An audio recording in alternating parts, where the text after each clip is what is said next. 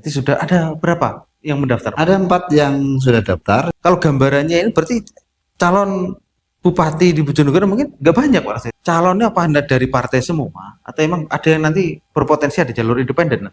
Ya kalau yang sudah ada kan sudah ada yang daftar lewat jalur independen. Kira-kira Pak Lasuri, lebih kuat mana? Calon yang diusung partai atau calon dari independen? Kalau dari partai politik tentu sudah ada jaringan ya, sudah ada jaringan sampai ke tingkat desa. Enak mana nanti? Bagusnya yang mana kira-kira? Calon yang banyak atau calon mungkin hanya 2 kayak Pilpres yang 2019 cuma 2 gitu Pak? Apa nggak semakin panas Pak? Kalau hanya memang 2 itu tentu memang auranya berbeda di tingkat bawah. Semua partai pasti berharap bahwa calon yang diusung itu punya potensi, kans besar untuk menang. Calon-calon itu nanti berpotensi juga ada yang daftar di PAN juga.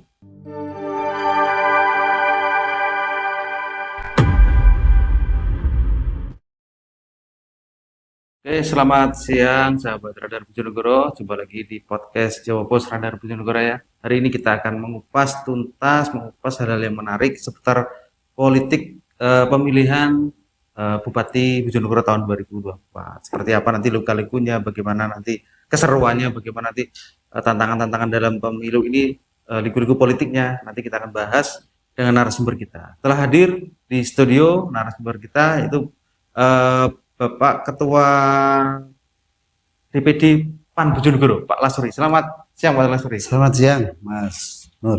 Nah, oke Pak Lasuri. Langsung saja Pak Lasuri ya. Ini kan pemilu bupati, Pak, pilkada ya. Pilkada ini sudah mulai Pak Lasuri, sudah mulai menghangat. Pendaftaran di KPU untuk memang belum dimulai, tapi tahapan-tahapan sudah dimulai Pak Lasuri. Ini nanti seperti apa Pak Lasuri? Mungkin partai ini persiapannya seperti apa menghadapi pilkada? Ya, kalau Partai PAN tentu tahapannya sudah kita mulai, yaitu menjaring, membuka pendaftaran bagi putra-putri terbaik Bojonegoro yang ingin mendapatkan rekomendasi dari Partai Amanat Nasional. Tentu itu sudah kita lakukan dan sudah kita tutup per tanggal 6 Mei kemarin. Berarti sudah ada berapa yang mendaftar? Ada 4 yang sudah daftar. Yang pertama Pak Edi, yang kedua Bu Ana Muawana, yang ketiga Mas Wahyu Setiawan, dan yang ketiga Bu Nurul Azizah. Yang keempat ya, Bu Nurul Azizah. Berarti ada 4 itu. Ada 4 yang daftar di PAN. Apa selanjutnya Pak Lasuri? Ketika mereka sudah mendaftar, tahapan selanjutnya apa? Tahapan selanjutnya tentu kita laporkan ke DPW Jawa Timur, selanjutnya juga kita laporkan ke DPP. Tentu dalam rangka untuk rekomendasi itu ranahnya DPP. DPP ya. DPD hanya tadi membuka pendaftaran itu saja. Oke. Kriteria-kriteria seperti apa sih sebenarnya yang dicari PAN itu untuk seorang calon yang akan diusung nanti? Seperti apa kriteria? Mungkin punya gambaran apa? Iya, tentu kalau kriteria ini kan normatif sebetulnya ya. Kalau secara spesifiknya tentu harus bisa memberikan, mengelola APBD yang begitu besar di Kabupaten Bojonegoro untuk betul-betul kemajuan Kabupaten Bojonegoro untuk kesejahteraan masyarakat. Yaitu tentu hal-hal yang seperti itulah yang kita inginkan. Oke. Ada 4 orang yang mendaftar di PAN Pak Lasuri. Kira-kira ini kalau gambarannya ini berarti calon bupati di Bojonegoro mungkin nggak banyak Pak Lasuri. 4 itu aja nanti. Kira-kira atau cuma beberapa orang gitu. Dari animo yang daftar yang hanya 4 itu tentu kita bisa ngukur lah ya, kalkulasi bahwa ya tentu kemungkinan besar nanti kontestasi pilkada di Kabupaten Bojonegoro tidak akan banyak diikuti oleh pasang calon. Ya, tidak lebih dari, mungkin bisa jadi 2 atau lebih, itu pun tidak akan banyak. Iya.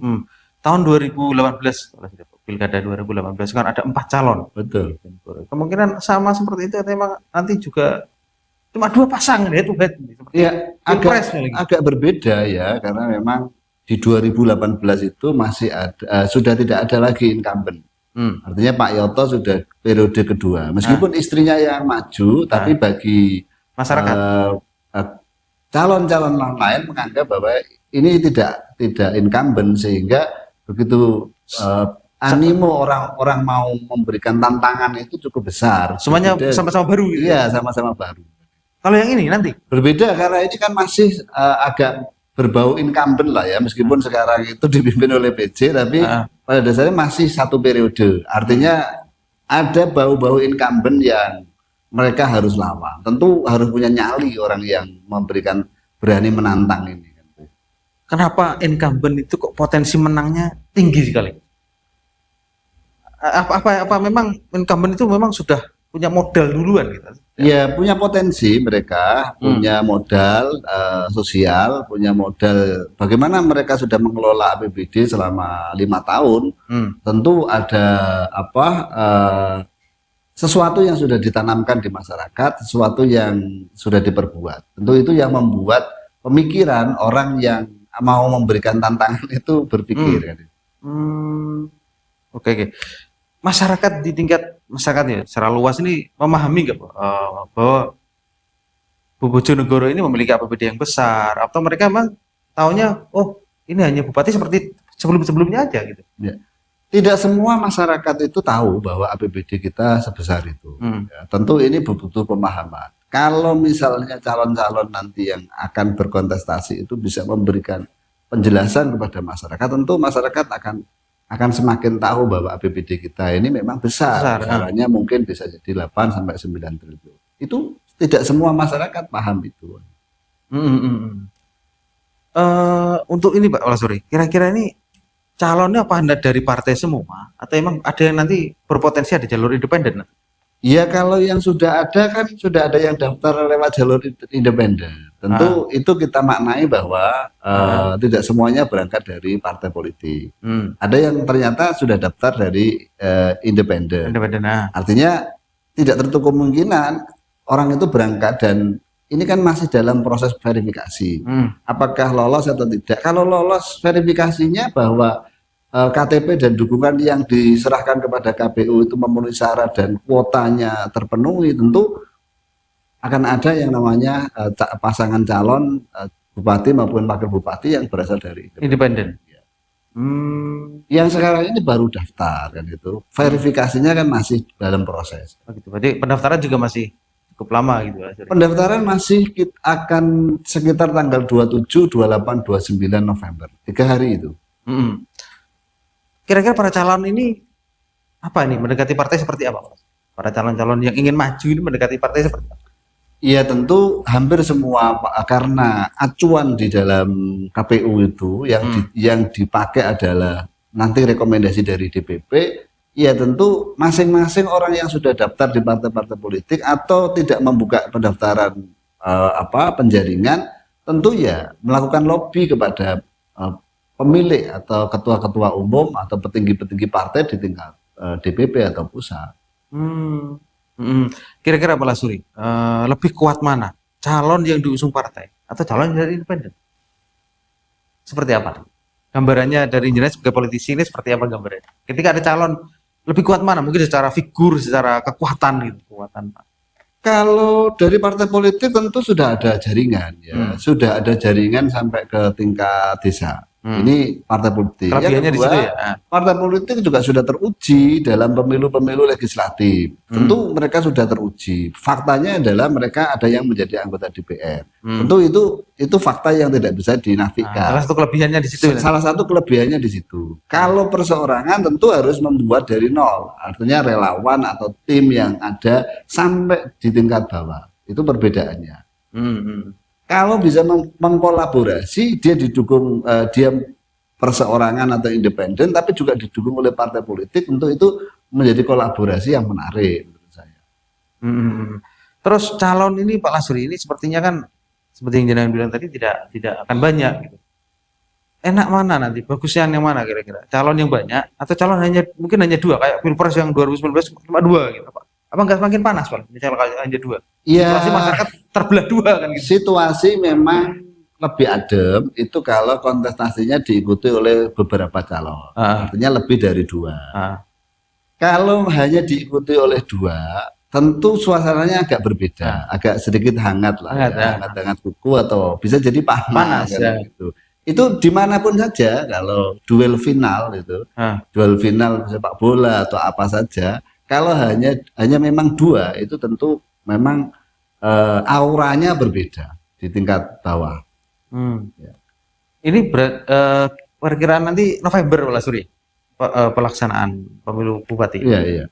November berarti ini tinggal sisa beberapa bulan lagi nih. Ini masyarakat kan masih banyak yang belum tahu mungkin. Mungkin di jalan-jalan sudah ada poster lah ini calon bupati, ini calon bupati gitu. Calon-calon itu nanti berpotensi juga ada yang daftar di PAN juga. Yang yang saya lihat gambar-gambar yang sudah beredar hampir semuanya yang Ah, itu daftar juga di PAN. ah, Ya kan tidak banyak ya. hmm. Gambar-gambar yang beredar hanya 1, 2, atau 3, 4 orang itu aja kan yang pasang-pasang gambar. Tapi memang sudah mulai itu Pak Lasri ya. Hawanya pilkada ini sudah mulai manis di semua daerah. Hawanya Terlihat ya, sudah sangat terasa karena terasa ya. proses tahapan untuk pendaftaran perseorangan atau Hmm. independen itu kan sudah diakhiri kemarin di tanggal 12 Mei. Hmm. Jadi sudah mulai menghangat lah, sudah mulai terasa bahwa akan ada pilkada di tahun 2024 ini bulan 11. Oke, bicara masalah rekomendasi Pak Lasri. Yang tadi bilang langsung dari DPP. Nanti DPP itu melihatnya seperti apa Pak? Calon nanti mohon dilihat dari rekam jejaknya atau dilihat dari apa gitu. Kan mereka mungkin DPP kurang kurang begitu tahu mungkin ya, kurang begitu Iya. tahu orang yang ada di daerah gitu. Itu seperti apa nanti? Kriteria mungkin yang dari DPP itu melihatnya seperti apa? Ya tentu semua partai pasti berharap bahwa calon yang diusung itu punya potensi ya, kans besar untuk menang. Nah, itu yang pasti akan dilihat dulu kan. Hmm. Nah, dari situlah akan diputuskan siapa yang akan punya kans besar untuk menang. Oh gitu. Iya. Atau bisa jadi ada kedekatan ya, ada kedekatan tersendiri antara bakal calon, ya bakal calon dengan para petinggi partai politik itu. Tentu itu nggak bisa juga karena itu tentu Itu berpengaruh juga ya sangat berpengaruh karena kedekatan itu. kedekatan itu juga punya pengaruh besar. Oh. Sebelum biasanya pemilu pilkada itu kan ada survei, Pak. Kekuatan survei itu seperti apa, Pak? Yang mungkin terjadi? Kekuatan survei ini penting dalam rangka untuk membantu pasangan calon atau partai politik di dalam menentukan rekomendasikan akan diarahkan kemana. Itu bagi partai politik. Tapi bagi calon maka akan bisa melihat sejauh mana elektabilitas masing-masing calon itu. Kalau misalnya elektabilitasnya ini masih digenjot atau misalnya elektabilitas saya ini mangkrak ini tidak bisa lagi dinaikkan, tentu punya potensi untuk tidak daftar misalnya. Oh gitu. Iya, ini penting karena memang cara mengukurnya kan dari situ. Semua partai melakukan itu. Saya tidak bisa katakan semua partai melakukan itu ya. Tapi di partai jenengan melakukan itu. Kita punya tim untuk survei melakukan ini. survei. Oke. Yang dihasilkan survei itu elektabilitas atau popularitas, Pak? Kalau sementara ini pasti tentu masih popularitas. Oh gitu. Setelah itu nanti baru keterpilihan atau elektabilitasnya sejauh mana. Yang dilirik partai apa?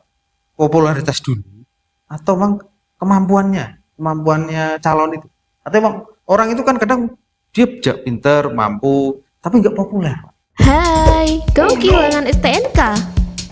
Tak perlu khawatir, langsung saja menuju kantor Radar Bojonegoro.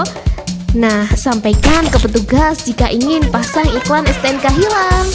Biaya pasang iklan STNK hilang cuma Rp68.000 saja. Bisa nggak dilirik partai? Atau emang yang populer tapi nanti kemampuannya dilatih Ya pelan-pelan? tentu idealnya adalah yang populer dan mampu. Oh, iya. Idealnya Kan- yang itu, kan yang tapi kan populer mungkin- dan mampu. Ideal itu. Itu kan idealnya. Tapi kalau misalnya tadi saya yakin masing-masing partai orang yang mau nyalon itu punya kapasitas di dalam rangka mau nyalon kok enggak punya kapasitas. Nah, tentu itu juga tidak akan banyak dilirik oleh masyarakat dan begitu.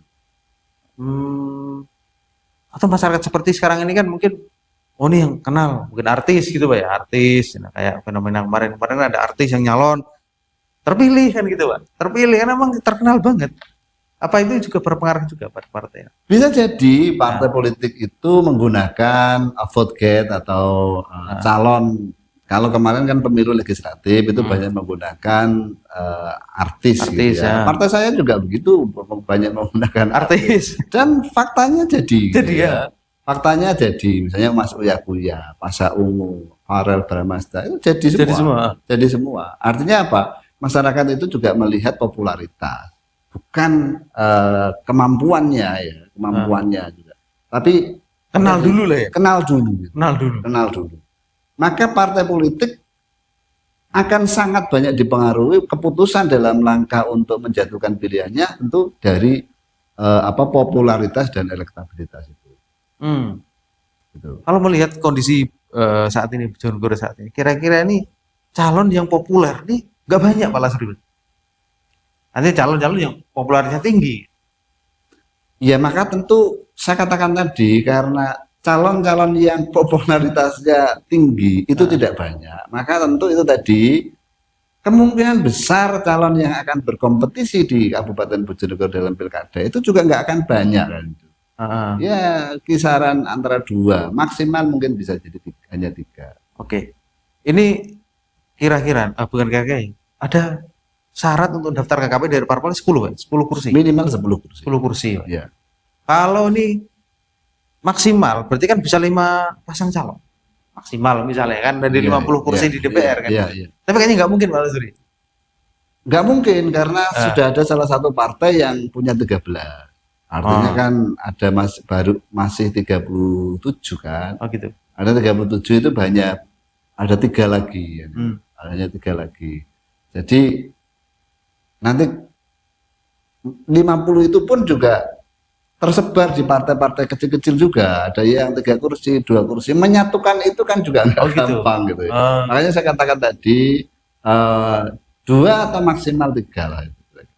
Pemilu Bupati besok ini, pilkada besok ini pakai hasil pemilu 2019 atau hasil pemilu yang kemarin ini? 2024 kemarin. 2024. 2024. Berarti bukan yang saat Bukan, ini ya? bukan 2019 bukan. Bukan ya? Berarti 2024 ini nanti yang digunakan itu. Iya. Oke Pak Lasri. Terkait pemilu bupati yang sudah sangat hangat ini Pak Lasri, kira-kira ini potensi-potensi politik uang ini seperti apa Pak?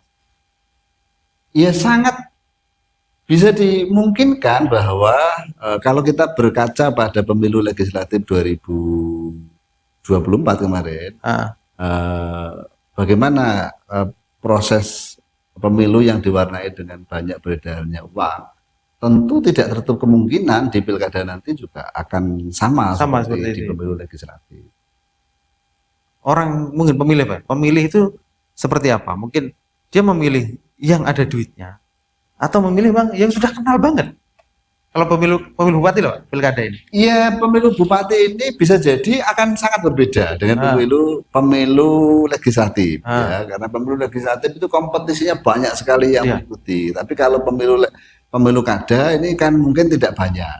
Bisa jadi seperti pilihan presiden kemarin ya, tidak pakai apa-apa tapi sudah orang dengan sukarela memberikan hak pilihnya di TPS. Bisa sangat dimungkinkan pemilu kada itu juga seperti itu. Tidak semuanya tadi katakan duit. Jadi bisa saja dimungkinkan. Sejauh mana masing-masing paslon ini mampu merebut hati masyarakat, meyakinkan kepada mereka bahwa meskipun tidak menggunakan duit pun masih bisa melakukan bisa merebut kemenangan. Oke Pak Lasri, kira-kira ini bicara yang mungkin kurang tahu saya ya, mahal nggak berkompetisi di pilkada?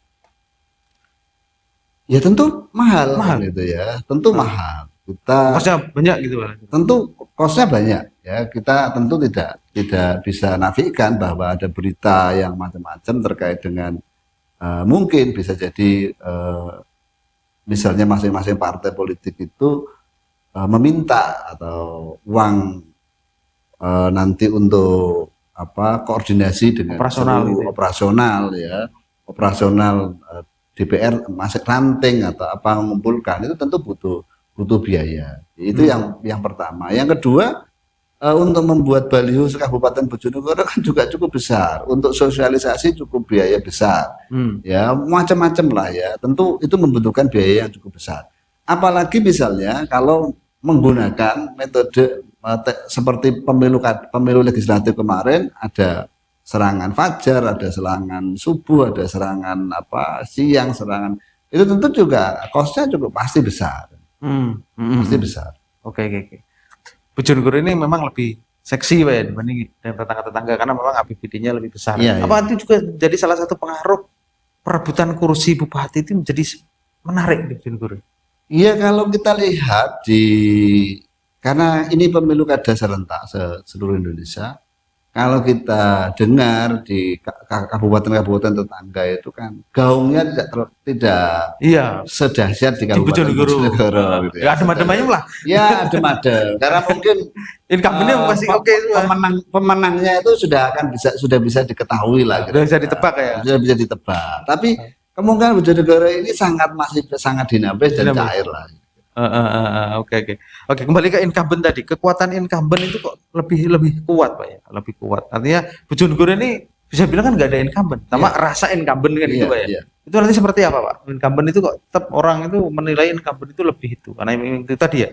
Karena udah kenal masyarakat gitu. Apa itu yang menjadi pengaruhnya incumbent? Salah satunya itu popularitasnya. Pasti seluruh masyarakat sudah tahu ya, sudah tahu nama dan kinerjanya, misalnya tinggalannya apa, itu masyarakat sudah tahu kan begitu. Dibanding misalnya yang baru sama sekali. Tapi di Kabupaten Bojonegoro ini kan tidak ada incumbent. Ya, sekarang PJ. Beda dengan Lamongan, Tuban dan Blora Masih menjabat. Masih menjabat. Gitu. Sehingga gaungnya berbeda. Yang masih menjabat ini kan masih punya kekuatan penuh mengendalikan APBD. Nah, ini Bojonegoro enggak. lain. Itu memang kompetisi ini memang benar-benar sangat cair. Ya, sangat cair. Oke. Pak Suri, terima kasih kehadirannya di studio Radar Bojonegoro. Atas undangannya. Ini kan perbincangan yang sangat menarik sekali. Kapan-kapan nanti kita akan kupas tuntas kalau sudah ada calonnya Pak Suri. Siap. Kalau sudah ada, saya berharap PAN ini mengajukan kadernya untuk menjadi calon. Iya, karena hanya 3, tentu kami berpikir banyak. Tapi kalau ada yang meminati ya akan kita pikirkan Pak. Dulu kan ada. Dulu bupati kan dari PAN dulu. Oh iya, sejarah di Bojonegoro itu PAN dan PKB yang pernah menjabat. Lamongan dulu Pak. Ya, kalau pengen ada yang jadi, ya ambil aja PAN itu. Ya gitu ya. Kira-kira. Oke Pak Lasri, terima kasih banyak sudah datang ke studio Radar Bojonegoro. Demikian teman-teman Radar Bojonegoro. Sampai jumpa di edisi berikutnya. Assalamualaikum warahmatullahi wabarakatuh. Waalaikumsalam warahmatullahi wabarakatuh.